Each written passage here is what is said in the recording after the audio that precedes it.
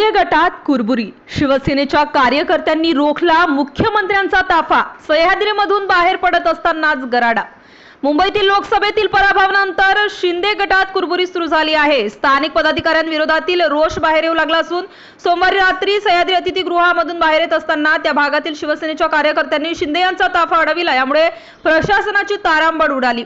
कुलाबा मतदारसंघातील शिवसैनिकांनी एकनाथ शिंदे यांचा ताफा रोखला होता। स्थानिक विभाग अध्यक्ष दिलीप नाईक यांना पदावरून हटवण्याची मागणी करण्यात आली।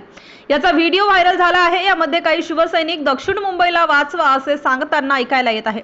शिवसेना पक्षातील अंतर्गत नाराजी पहिल्यांदाच अशा प्रकारे रस्त्यावर उघड झाल्याने येत्या विधानसभा आणि महापालिका निवडणुकीत शिंदेंची डोकेदुखी वाढण्याची शक्यता आहे।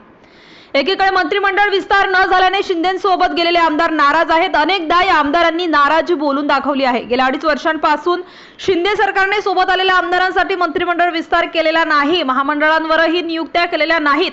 आता जेमतेम 2 महिने राहिले आहेत। सरकार बहुमतात असताना राष्ट्रवादीला सोबत घेत आपल्या वाट्याची मंत्रिपदे अजित पवार गटाला देण्यात आल्याचे शल्य या आमदारांच्या मनात आहे।